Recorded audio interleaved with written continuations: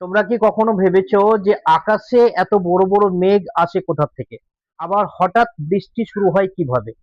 আজকের ক্লাসে আমরা এই রহস্যময় জিনিসটা খুব সহজভাবে জানবো। Hello students, welcome to a new class.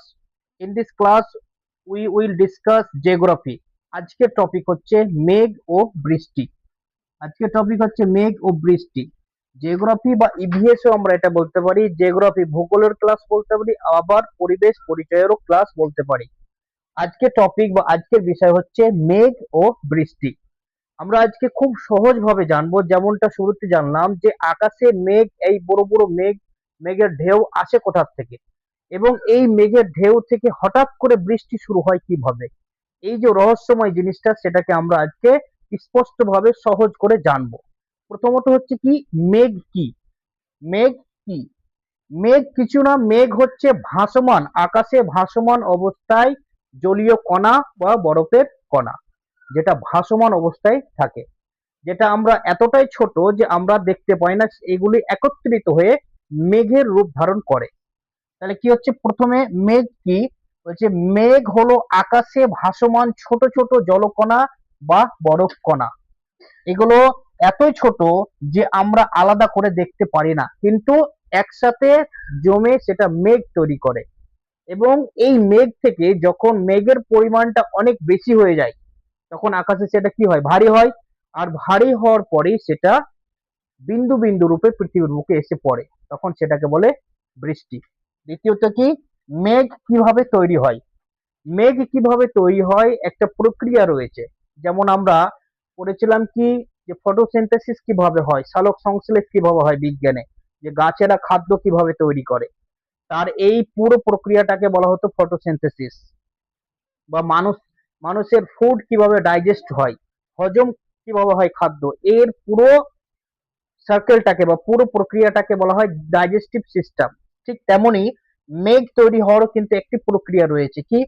সূর্যের তাপে নদী, পুকুর, সমুদ্রের জল গরম হয়। আর জল গরম হলেই কিন্তু সেটা বাষ্প রূপ ধারণ করে।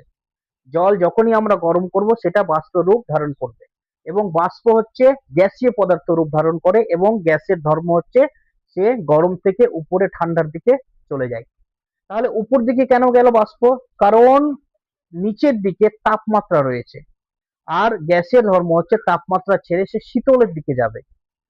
কিসের দিকে যাবে? শীতলের দিকে। যদি আমরা লক্ষ্য করি, বাড়িতে যে পাতিল, রান্না করা পাতিল, কোনো খাবার থাকে, তার উপরে যদি ঢাকনাটা ঠান্ডা দেওয়া যায়, তাহলে সেই খাওয়ার থেকে যে বাষ্প আসে, সেটা সেই থালার মধ্যে বা ঢাকনার মধ্যে এসে জমে যায়, এবং সেটা জল বের হয়ে যায়। বাষ্পটা জল রূপ ধারণ করে ঠান্ডা থালার উপরে বা ঢাকনার উপরে আসা। তো কি, যখন সূর্যের প্রচন্ড উত্তপ্ত হয়, তখন খাল, বিল, ডোবা বা যেখানে জলাশয় রয়েছে, সেই জল কি হয়? গরম হয়। আর জলের ধর্ম কি? গরম হলে সেটা বাষ্প হবে। বাষ্প মানে গ্যাসীয় রূপ ধারণ করবে। এর আগের ক্লাসে আমরা যেমন জানলাম কি, যে বরফ বলে জল হয়, আবার জলকে গরম করে কি করা হয়? বাষ্পীয় করা হয়। মানে কঠিন পদার্থকে তরল পদার্থ করা হয়, আবার সেই তরল পদার্থকে তাপ দিলে সেটা গ্যাসীয় পদার্থ রূপ ধারণ করে। তাহলে যদি আমরা এখানে একটা ডায়াগ্রাম দেখি, ধরে নিলাম এটা খাল, বিল বা জলাশয়, এটা ঠিক আছে। সূর্য, এটা হচ্ছে কি? সূর্য। প্রচন্ড সূর্যের তাপ, তীক্ষ্ণ সূর্যের তাপমাত্রা কোথায় পড়ছে? এসে জলের উপরে এসে পড়ছে। সূর্যের কিরণ কোথায় পড়ছে? জলের উপরে।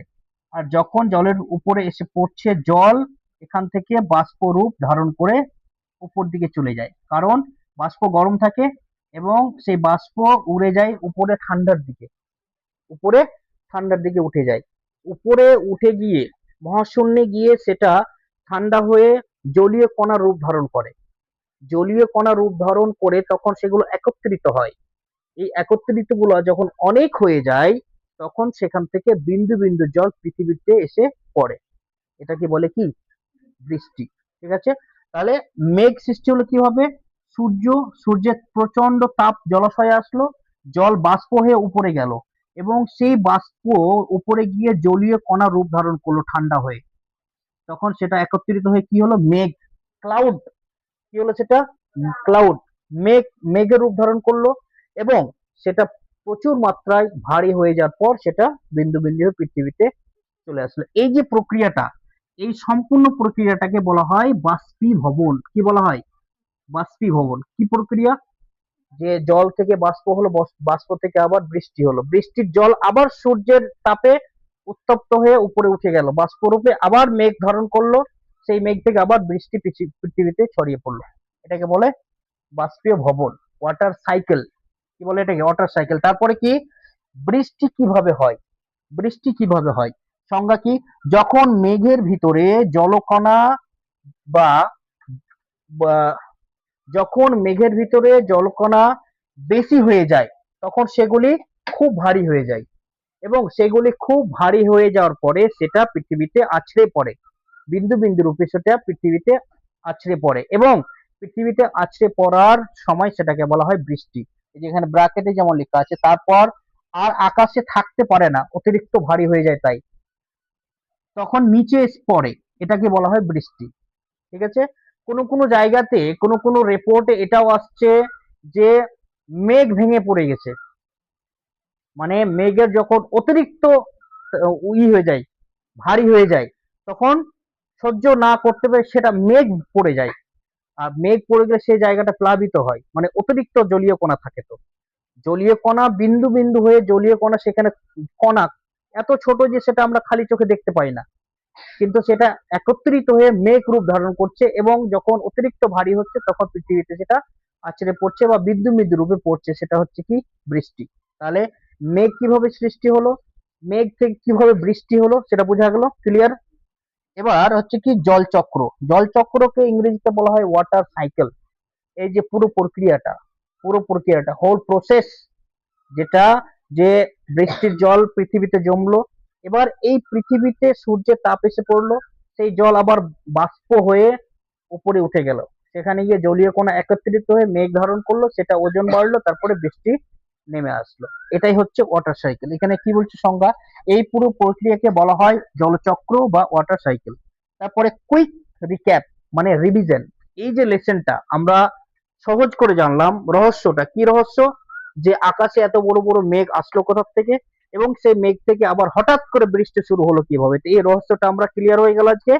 এটা কুইক রিভিশন হচ্ছে কি, প্রথমে 1 নম্বর যে সূর্যের তাপে জল বাষ্প হয়, যাকে বলে কি বাষ্পীভবন। 2 নম্বর, বাষ্প ঠান্ডা হয়ে মেঘ তৈরি করে, বাষ্প ঠান্ডা হয়ে মেঘ তৈরি করে। 3 নম্বর কি, মেঘ ভারী হলে বৃষ্টি হয়, এবং এই প্রক্রিয়াকে বলে জলচক্র। এটাই আমরা আজকে পড়লাম, এই যে 4টা পয়েন্ট, 1 2 3 4, এই 4টাই পয়েন্ট আজ আমরা পড়লাম, এখানে বিস্তারিত, এখানে শর্টে। তাহলে বোঝা গেল যে বৃষ্টি কিভাবে হয়, মেঘ কিভাবে তৈরি হলো। মেঘ কিভাবে তৈরি হলো? জলীয় কণা উপরে উঠে গেল কি রূপে? বাষ্প রূপে। বাষ্পটা কি? গ্যাস, গ্যাসীয় পদার্থ। সেই গ্যাস উপরে গিয়ে ঠান্ডা হলো, গ্যাস কি থাকে? গরম থাকে, বাষ্পটা গরম থাকে, জল গরম হয়, তারপরে বাষ্প হয়, সেটা হিট থাকে, টেম্পারেচার থাকে, সেটা উপরে গিয়ে ঠান্ডা, ঠান্ডা হয়ে জলীয় কণাগুলো একত্রিত হয়, তখন মেঘ ধারণ করে, এবং সেই মেঘ থেকে আবার বৃষ্টি, বিন্দু বিন্দু রূপে জল পৃথিবীতে এসে পড়ে, সেটা হচ্ছে কি বৃষ্টি। আবার সেই বৃষ্টির জল জমাট বাঁধে, আবার সূর্যের আলো পড়ে, আবার সেটা বাষ্প হয়ে উপরে যায়, এই প্রসেস চলতে থাকে। মেঘ বৃষ্টি, বাষ্প মেঘ বৃষ্টি, এই পুরো সার্কেলটাকে বলে ওয়াটার সাইকেল বা বাষ্পীভবন।